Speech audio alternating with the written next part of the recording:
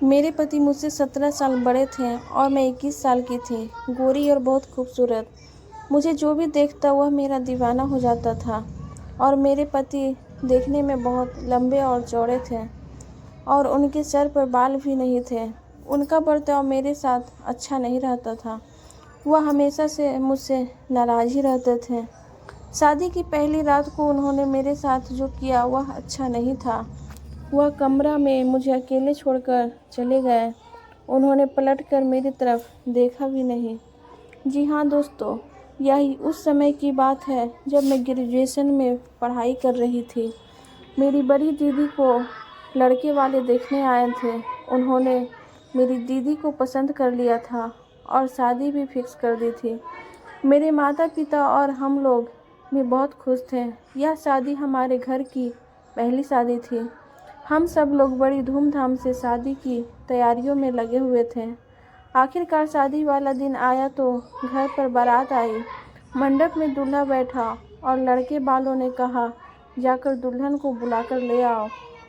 हम सब लोग अपनी दीदी को बुलाने उनके कमरे में गए, लेकिन जब कमरा खोल कर देखे तो हम सब लोग हैरान रह गए।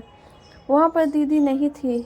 वहाँ पर सिर्फ एक लेटर मिला जिस पर लिखा हुआ था, पूजनीय पिताजी और माताजी, मैं यह शादी नहीं कर सकती। मैं किसी और से प्यार करती हूँ और मैं घर छोड़कर उसके साथ भाग रही हूँ, इसलिए मुझे ढूंढने की कोशिश मत करना। अब मैं दोबारा लौट कर नहीं आऊँगी। यह सब सुनकर मेरे माता पिता के पैरों तले ज़मीन खिसक गई। सोचने लगे कि क्या किया जाए, अब तो बेइज्जती हो जाएगी पूरे समाज में। फिर मेरी मम्मी ने मुझसे कहा, बेटा एक ही उपाय है कि तुम दुल्हन की जगह ले लो। अब हम लोगों की इज्जत तुम्हारे हाथ में ही है। मेरी तो कुछ समझ में नहीं आ रहा था कि मैं अब क्या करूं।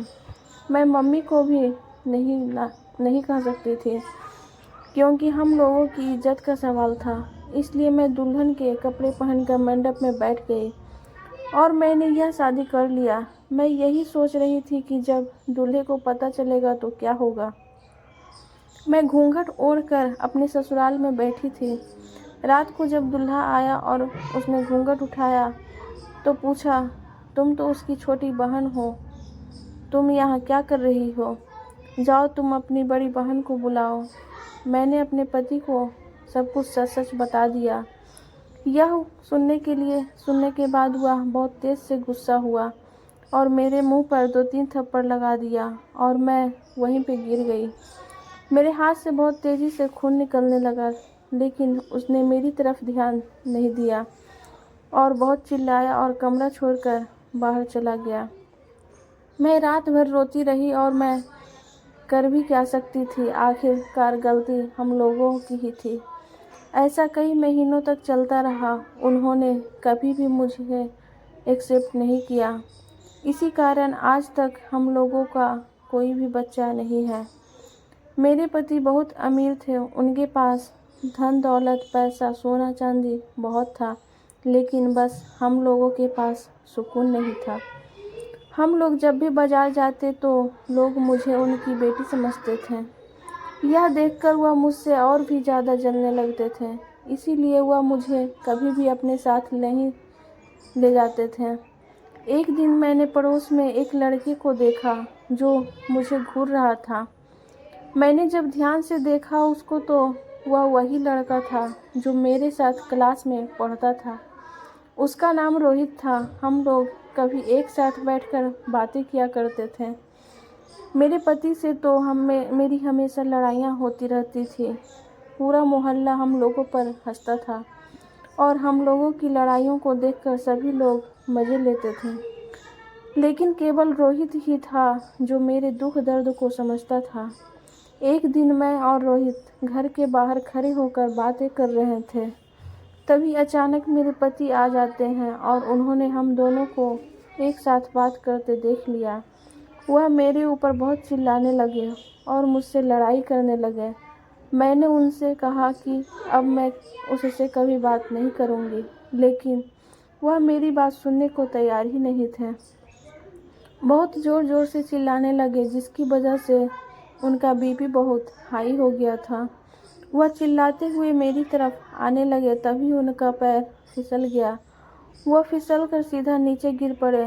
मेरी तो समझ में नहीं आ रहा था कि अब मैं क्या करूं। मैंने सोचा क्यों न राहुल की मदद ली जाए, कोई और मोहल्ले वाले तो मेरी मदद करेगा नहीं। इसलिए मैं तुरंत ही अपने पड़ोस से राहुल को बुलाकर लाई और हम दोनों तुरंत उनको हॉस्पिटल ले गए। हॉस्पिटल ले जाने के बाद डॉक्टर ने मुझसे कहा कि आपके पति कोमा में चले गए हैं, अब भगवान ही इनकी रक्षा कर सकते हैं। मैं भगवान से बहुत प्रार्थना करने लगी, इनको जल्दी से ठीक कर दो। मैंने और राहुल ने दिन रात उनकी सेवा की। मेरे पति को भी एहसास हो गया था कि इतना पैसा दौलत होने के बावजूद भी किसी ने उनका साथ नहीं दिया। सिर्फ राहुल और मेरी पत्नी ने मेरा इतना साथ दिया है। एक दिन डॉक्टर ने मुझे कॉल किया और कहा, आपके पति होश में आ गए हैं, जल्दी आ जाइए। मैं और राहुल जल्दी से हॉस्पिटल पहुँचे। मेरे पति ने मुझसे कहा कि अब मेरे पास ज़्यादा समय नहीं है, यह लो बक्से की चाबी, तुम और राहुल आपस में शादी कर लेना। मैं अब इस दुनिया से जा रहा हूँ, तुम लोग हमेशा खुश रहना। यह कहते ही वह इस दुनिया से चले गए। हम लोग बहुत रोए और उनको अंतिम विदाई देकर अपने घर लौटे। तो वह चाबी से हम लोगों ने वह बक्सा खोला तो हम लोगों के होश उड़ गए। उस बक्से में इतना सोना चांदी था कि हम लोग उससे 7 पुश्ते बैठकर खा सकते थे। मैंने और राहुल ने शादी कर ली। आज हमारे 2 बच्चे भी हैं। आज हम लोग मज़े से अपनी ज़िंदगी जी रहे हैं और बहुत खुश भी हैं। दोस्तों, उम्मीद करती हूँ कि हमारी कहानी आपको पसंद आई होगी। पसंद आई है तो वीडियो को लाइक करें और चैनल पर नए हैं तो सब्सक्राइब करें। और हाँ, नोटिफिकेशन बेल को ज़रूर दबाएं ताकि अगली अपडेट आपको ज़रूर मिले।